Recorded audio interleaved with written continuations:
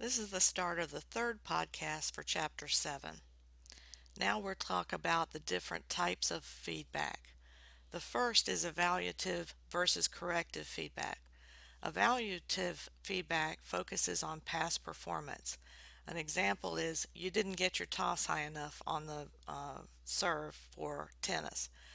Corrective feedback focuses on future performance. In other words, get your toss high enough for the next time that you do it. Corrective is considered to be a type of feedback than evaluative because corrective is prescriptive. It's specifically based on future performance, whereas evaluative for feedback is a judgment about past performance and many times can be very critical about the student. A combination of both evaluative and corrective is often very effective. The second type of feedback is congruent versus incongruent feedback. These have very big implications for teachers because teachers want to have a high amount of congruent feedback because teaching becomes more focused because of that. Congruent feedback is feedback that is consistent with the focus of the lesson or the cues that you've taught. An example is a student has been asked to keep his or her head down on the follow through as stipulated in the cues taught by the teacher in the lesson. Whereas incongruent feedback is feedback that is not consistent with the focus of the lesson. It may be helpful to tell these things to the student, but it's not what you're working on at the time. An example is the student was asked to swing level to the ground, and that's not related to the cues taught in the lesson about the follow through and keeping the head down. So obviously in this case, congruent feedback is better than incongruent feedback. The next type of feedback is general versus specific feedback. General feedback is motivating and attention getting, but it does not provide the learner with any information on how to improve performance. It's like being the cheerleader on the side. Good job, that's it. Okay, way to go. Good job. You did great. Those things are all part of general feedback, which is very motivating to students. But specific feedback gives the learner specific information on how to improve their performance. An example is step into your swing, get your hips above your hands, use your hips to swing into the movement. Those types of statements of feedback are very specific to what the student is trying to work on or the cues. You want to focus on what was good about the performance. So in this case, specific feedback is much better than general feedback, even though both have a purpose. And the last type of feedback is negative versus positive feedback. Negative feedback focuses on what the student is doing inefficiently, or some people would say incorrectly. Example, don't take such a big step. Positive feedback focuses on what the learner is doing efficiently or should do efficiently. You really stepped into your swing, step into your swing a little bit more.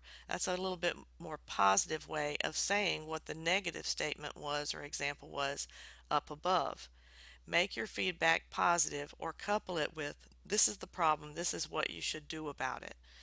Positive feedback has a tendency to work better with students than negative feedback because again negative feedback comes across as a criticism and sometimes students take that personally. So positive is better than negative. It's important to remember that students can be helped to correct errors. Correcting errors is a physical education teacher's job, but they can correct errors in a positive way.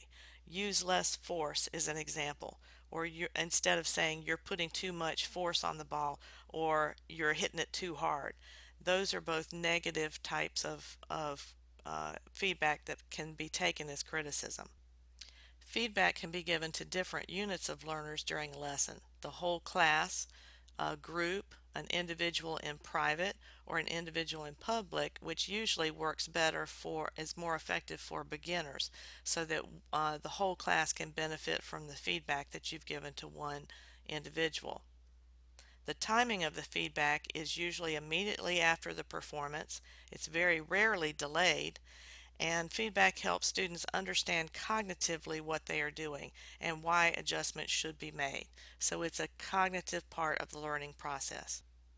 And again, the teacher can change or modify tasks according to the feedback. You can extend the task for individuals to meet their needs for increased difficulty or decreased difficulty, depending on their abilities.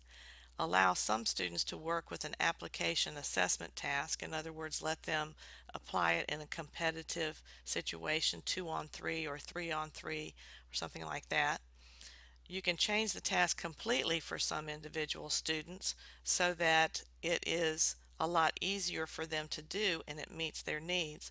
Or you can just refine the task of the individuals like a coach, which means that you're going to improve the quality of the movement. It's not necessarily that they're doing something wrong, they could just do it a little bit better. Another way to practice the skill while keeping the skill the same or the task the same is to extend the task laterally. We mentioned this before in another slide, but trying to make the same task for the students within the skill and still have the same result. We've talked now about all of the directly contributing behaviors in a class, but now we need to talk about indirectly contributing behaviors. Attending to students and injury, you need to have a plan.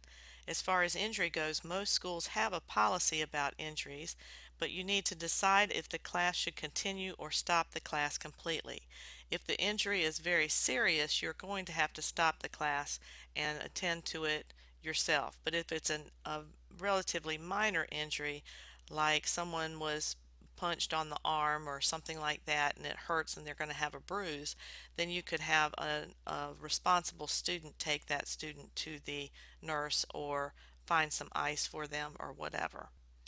Engaging in off-topic discussions, you need to choose an appropriate time to do this. Sometimes an off-topic discussion creates a teachable moment for the teacher.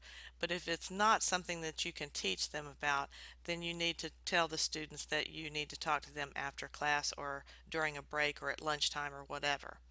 Dealing with students' personal needs, going to the bathroom, getting water, and so on, you have to have some procedures, but you do need to be flexible because sometimes students do need to go to the bathroom during class, even though you've told them to go to go to the bathroom ahead of time, and or they have gone to the bathroom ahead of time with their teachers.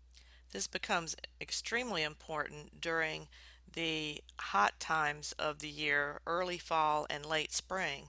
When it is very hot outside, you do need to let students get water as much as possible. You do not want to have students to have heat stroke um, or anything like that. Participating with the students in games might be a good thing to do if you're trying to point out a certain tactic that they aren't able to do without someone who has experience doing it. Officiating is okay, but both of those things should be used with caution. You also should not let them have gameplay without giving them a particular task to work on or a tactic to work on. That's something that you would do as a coach, so you should also do it as a teacher. Letting them do gameplay doesn't mean that you don't have to teach anything anymore. Avoid the indirectly contributing behaviors whenever possible and try to make them as directly contributing as possible. Non-contributing teaching behaviors have a negative effect on instruction. Conversations with visitors, announcements over the PA system, fixing equipment, all of those things sometimes are out of the teacher's control. But a school usually has procedures for fire drills, tornado drills, and lockdowns and so on that you need to be aware of if you have not found out about them so far in your practicum sites. You need to avoid those behaviors whenever possible and handle them in the least disruptive way whenever unavoidable. Non-contributing behaviors are one of the biggest time wasters for physical education, besides doing transitions. So we need to make sure we take as little time on those behaviors as possible. That's the end of the podcast on Chapter 7.